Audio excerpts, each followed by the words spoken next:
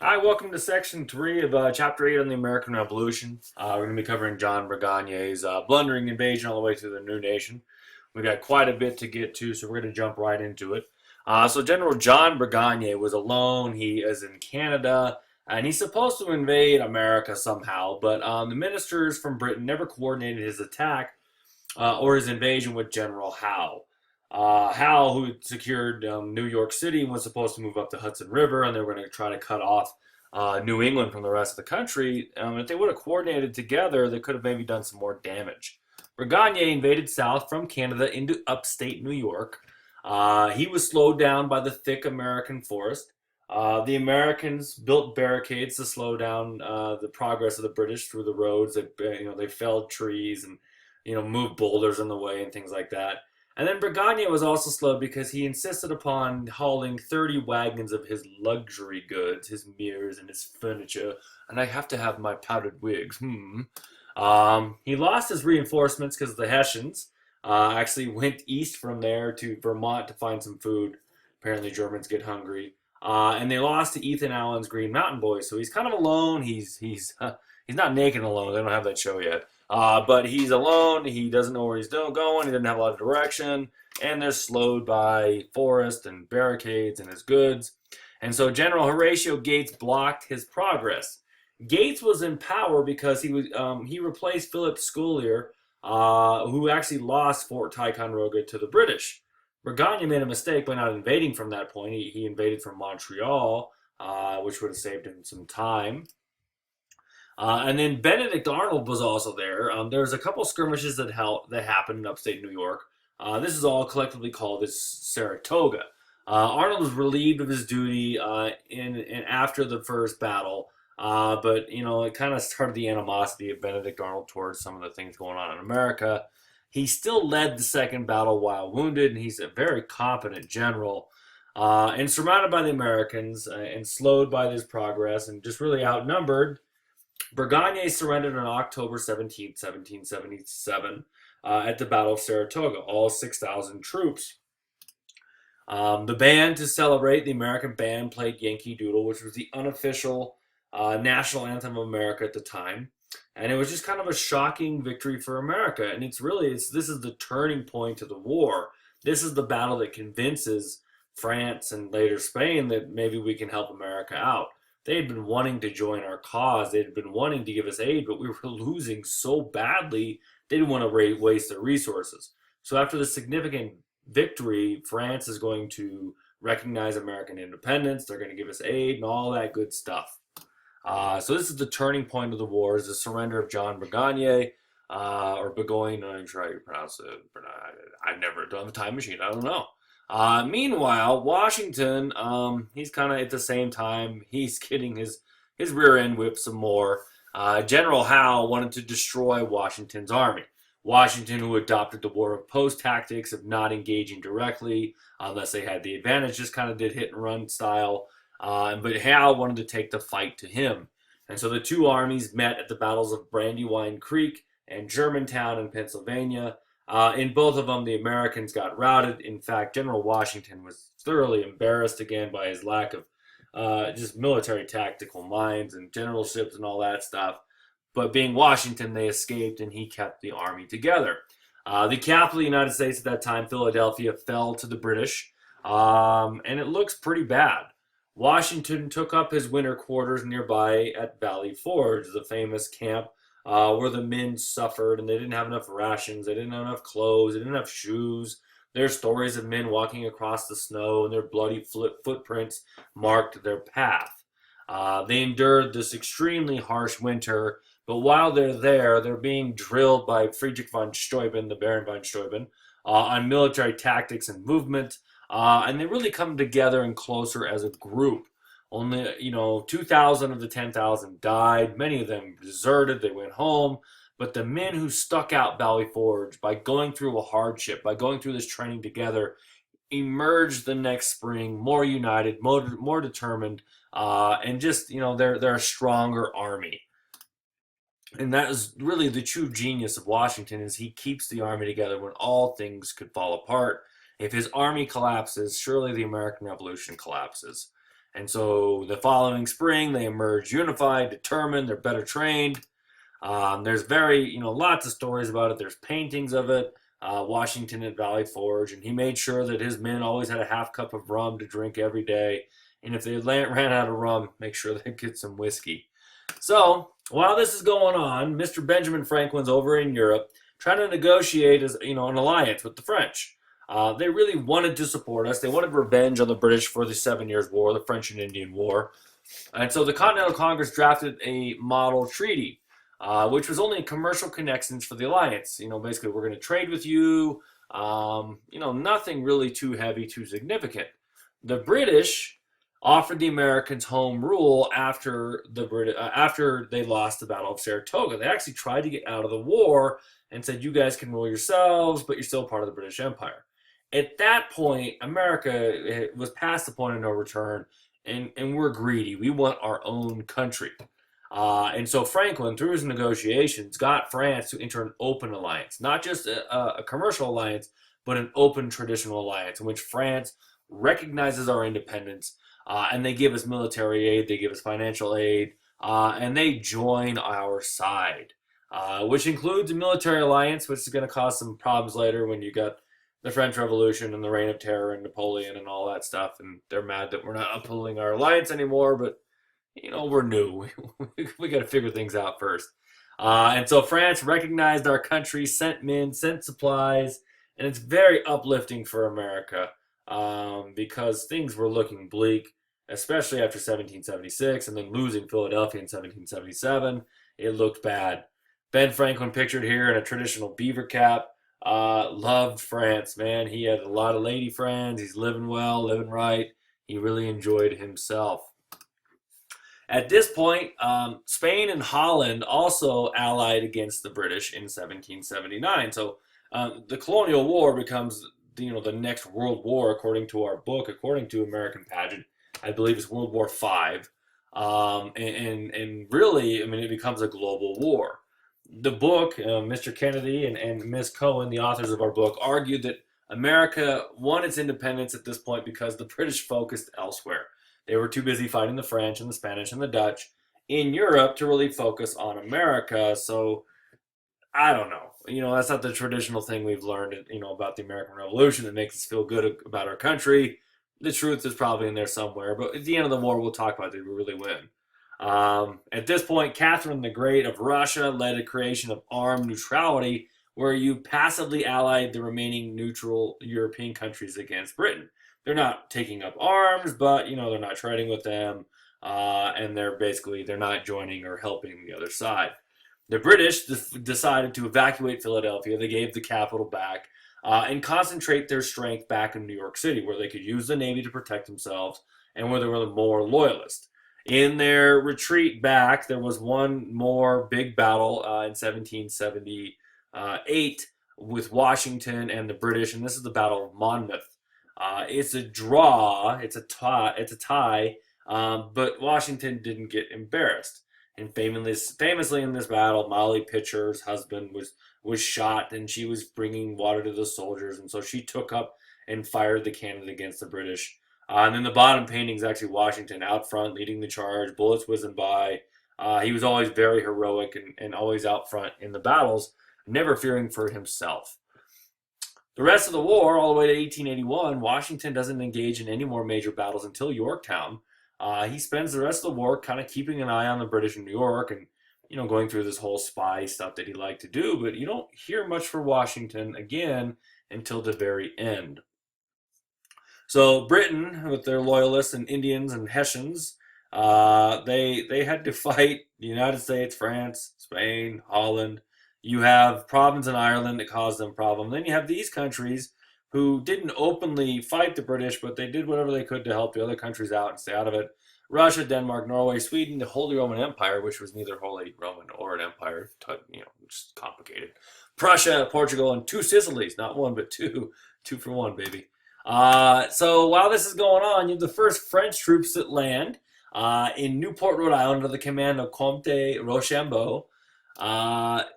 You also have the big controversy of Benedict Arnold under the influence of his possibly evil wife. turned traitor against the Americans and tried to give up West Point, which later becomes the site of our Army Academy, for money and a commission in the British Army. I mean, a big chunk of change and living right. He was getting a commission in the British military. And as luck would have it, the letters describing this were intercepted almost by dumb luck, and the plans were foiled. And Benedict Arnold goes down in history as the greatest traitor since Judas. At this point, the British move south. They're kind of done with New England and some of the areas in the north because they're sick of the Patriots. They decide, let's go down where we have loyalists, where we have friends, and they like us. So they wanted to rally loyalist support. And at this point, really, when the war moves to the south, it becomes a civil war because you have loyalists, 50,000 loyalists fight for the British versus the Patriots fighting for the Americans. And they launch a huge offensive in 1778 in the south. Some of the British victories, they took Savannah, Georgia. In 1780, they took Charlestown or Charleston, South Carolina. Just humiliated the Americans there, which was the worst defeat of the war for the Americans. And at this point, you have General Charles Cornwallis, with a very British name, in charge of the military. He later defeats Horatio Gates at Camden, South Carolina, and it looks like more of the same. America losing battle after battle, but we got guns from the French and money now. And really, we don't necessarily have to beat the British at every battle. We just need to outlast them. In 1781, though, the tide of the war starts to change. 1780 to 1781. In 1780, the Americans won at the Battle of Kings Mountain. Nathaniel Greene, one of the confidants and one of the friends of Washington, split his army, which you're not supposed to do, and won this victory. They then won at the Battle of Cowpens, and they were joined by Francis Marion, the Swamp Fox, who led a band of basically bandits who did, guerrilla tactics. They did hit and run things. They blew up bridges. They attacked supply trains. The movie The Patriot, starring Mel Gibson, is partially based on Francis Marion's real life exploits. They were defeated at Gulliford Courthouse, but they inflicted such heavy losses on the British that the British decided to leave the South and move north to a safer place. As the war wore on, the Americans were better trained, better equipped, and they stayed on the field. They stayed in formation. They didn't just turn tail and run anytime there was a major battle. And it showed the British that they were in for a long haul, and this was going to be even more difficult to beat them. And so they retreated to Virginia to join with their allied forces, setting the stage for the final battle. This is some of the stuff going on here. You can look at the map here and see all the cool stuff. In 1784, the Iroquois were forced to sign the Treaty of Fort Stanwix. This is the first treaty between the United States and an Indian nation. They actually, recognizing what was going on, this is after the war actually, they ceded most of their land to the Americans. They had fought on the side of the British. There's some stuff kind of going on, in the West, some skirmishes going on. Let me look up one thing. I'm just checking the date. That's right. George Rogers Clark conceived the idea of capturing British forts in what was the Ohio or Illinois country in 1778 and 79. And the big battle out in the frontier was the big victory, the Battle of Vincennes. That's kind of the only major engagement in the West. On the high seas, you have John Paul Jones, who is known as the father of the Navy, not the bassist from Led Zeppelin. He employed a tactic of privateering, which is putting guns on, delivery ships, merchant ships. It's like arming a UPS truck, which would be awesome. Just machine guns and driving down there. What can Brown do for you? Blow you up. That's what Brown can do for you. So privateering is when privately owned and crewed vessels were authorized by the government during wartime to attack and capture enemy vessels, men, cargo, etc. Basically, let's just arm merchant ships. It brought in some needed gold, it harassed the enemy, and it raised American morale by providing victories in a time when they were very few. Here is George Rogers Clark's route from Fort Pitt. Remember, that was where Fort Duquesne was, down the Ohio River, into Ohio to Cahokia, Kaskaskia, and then Vincennes, which is in Indiana today. I'm probably pronouncing that wrong. I'm sorry. And then the final battle, which you always learn in elementary school, was Yorktown. Our government almost collapsed from a lack of money, even though we were infused with French capital. Robert Morris, the financier of the American Revolution, basically paid for a lot of stuff. He went from being one of the wealthiest Americans at the time to being in debtor's prison at the end of the war. But he staved off the collapse. Washington is fixated that he wants to attack New York City. He wants to do this, and he keeps planning it, and he's just waiting for the right time. The problem is the Navy there surrounds New York City, and they can't get a good advantage. Finally, he's talked out of this idea because there's an opportunity. He has French troops that are trapped by the British fleet. So he's got French troops that are they're stuck in Rhode Island at one point. And Washington was waiting for a second fleet to really act. And so Rochambeau and Washington secretly headed to Virginia to intercept Cornwallis's military. Washington did send a small force to New York to kind of hold them down, to make them believe the attack was going on in New York City like Washington wanted to do. Anthony Wayne marched from Virginia to Virginia from the west, and the second fleet from the French headed to the Chesapeake Bay.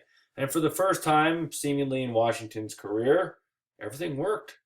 The timing was perfect. They all arrived when they needed. The element of surprise was there, and it's a stunning victory for America.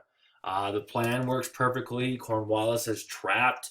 Yorktown's on a peninsula, as you can see here. The French fleet arrived. You have French troops, you have American troops, you have different divisions of the military. They bombard the city or the fort heavily for weeks. And finally, on October 19th, 1781, the British surrender at Yorktown. Cornwallis didn't give up his sword personally. He sent an underling to do it for him, and the Americans recognized this, and so they sent for Cornwallis and made him surrender, give up his sword to George Washington. 7,000 British troops surrendered. The French band played Yankee Doodle, the unofficial American anthem, as we said. The British responded with the song "The World Turned Upside Down." The most powerful, richest nation in the world was just defeated by this up-and-coming ragtag nation, and it just seemed like all was wrong with the world for them. And usually this is the end of the story, that the Yorktown's the end of the American Revolution, and yet the British still occupy Charlestown, they still occupy Savannah, they still have military presence in upstate New York, they still have New York City, but this is the end of the war. And so it's strange because it ends the major fighting. Here's the very famous painting of Washington accepting surrender of the British of Charles Cornwallis and winning the battle. And I joke that Washington's the Tim Tebow of generals. When Tim Tebow played quarterback for our beloved Denver Broncos, the guy threw bounce passes for 3 quarters. He looked awful. He could not do anything. Just like Washington got embarrassed at battle after battle, Battle of Long Island, Battle of New York, Battle of Brandywine Creek, Battle of Germantown, all this stuff. And then miraculously, victory at the end. Just like Tim Tebow, I don't know how he won so many games for the Denver Broncos. I do remember beating the Steelers in the playoffs, which all you Steeler fans, I know it drives you nuts. But we don't know what happened. Tebow, Washington at the end, miraculous victory. Everyone felt good. Yay! Washington was president. Maybe we should vote Tebow for president. I don't know. He's too busy playing baseball now. Here's some paintings of the fleets and all that good stuff. So, like I said, the British still hold Savannah, Charlestown, New York, but the Brits are done fighting. They're just mentally checked out. Public opinion, parliamentary opinion had turned sharply against the war. The British are sitting there going, why are we fighting? What's going on? So in 1782, a Whig ministry, which was favorable to Americans, replaced the Tory regime of Lord North. And so they negotiated a peace. Like I said, the war was becoming costly. It was becoming very unpopular in Britain. And so they went to the negotiating table, and the Treaty of Paris was signed in 1783. Because if you need to sign a treaty, just go to Paris. It's lovely there. The British formally recognized the independence of the United States. They said, you are a country. In return, Florida was given back to Spain because Spain was involved in all this. So there's some concessions on both sides. In our country, the independent America now consisted of territory stretching from the Mississippi on the west all the way to the Great Lakes to the north and Spanish Florida to the south. And I realized there's a typo there on American. I apologize. I'll fix that for next time. dough. The Yankees were allowed to retain a share of fisheries off the coast of Newfoundland. They actually negotiated some fishing holes during this. Got to make sure you get fishing. Yep, it's good for the economy. Loyalists could no longer be persecuted or prosecuted. And the delegation was John Adams, Ben Franklin, and John Jay that negotiated the peace treaty. And the British, to be honest, they just thought, sure, America, go do your own thing. They fully expected us to fail, to fall flat on our face, to go bankrupt, and come crawling back to beg for forgiveness. This was the British expectation. So the new nation, estimates range for the American Revolution from as low as 4,435 men to up to 50,000 men. It wildly varies in terms of the official dead in the American Revolution. The British and the Germans lost about 25,000. Money spent, the British spent 80 million pounds, sterling pounds. The French spent 56 million pounds, which we kind of have to pay back. And we spent $151 million for our independence. It worked out pretty well for us, I think. Britain tried to entice America away from its French ally. They're like, hey, we'll give you some good terms if you come back and be our buddy. Because they saw the potential of America. They saw what it could do and the benefits. And that's kind of one of the reasons they made generous terms in this treaty. France agreed to it so they could end this costly war and get out of agreements with Spain. And really, this costly war bankrupts the French government. And, you get this French Revolution thing in 1789, just 6 years after the Treaty of Paris. You can see our pre-war boundaries there, the purple and the British, or the Spanish and the British. Then post-war, you still have the Spanish, but the red that's the United States of America. Oh, baby. Many in Britain thought America would fail and come back to the empire. And then lastly, we have Washington's farewell. There was a conspiracy, the Newberry conspiracy, in which the men were upset, they weren't being paid, and they wanted Washington to but basically show up with the army in Philadelphia and make himself dictator. And so when Washington learned of this, he was just appalled. He spoke to the men, and famously he pulled out eyeglasses. And he said, excuse me, the war has warned me. I don't know if that's the exact quote, but the men were so shocked that Washington had sacrificed so much and that he had aged and that it showed that he cared and that he had sacrificed as well. And they were moved to tears. And his address stopped this conspiracy that Washington was going to take over the country and rule as a dictator or an emperor. The British formally left in November 1783. And Washington left his military on December 4th. This is a painting of Washington's farewell. And it was home to Mount Vernon by Christmas. When King George III learned that George Washington had given up all that power, given up the chance to be the emperor or dictator of America, he said he is truly the greatest man alive if he truly did that. The impact on American society, the American Revolution led to egalitarianism, a belief in equality of the people, that through effort, ability, virtue would define oneself. Basically, it legitimized the American dream. At that point, it doesn't apply to minorities or women. The impact on the world, the principles of freedom and its rights and the Declaration of Independence inspired many. Shortly after this, we have the French Revolution. You have the revolt in Saint Domingue or Haiti. And it's really seen as a launching point for just kind of a revolution throughout the world. Today, most governments are democracies or republics, and the United States started that. So, too bad they didn't have lightsabers, because the American Revolution, the awesome version, we should remake it right here, way better. Except for, I hope the British don't have a Death Star. So, some more pictures there. They're back together. Dear Mama said, say no more about it. Be good, girl. Give me a... I don't know what this says, a bulo, whatever. Here's some questions you want to practice. If you have any questions, put them in the comments. Hope you enjoyed this. We'll see you next time for the initiation of our American government.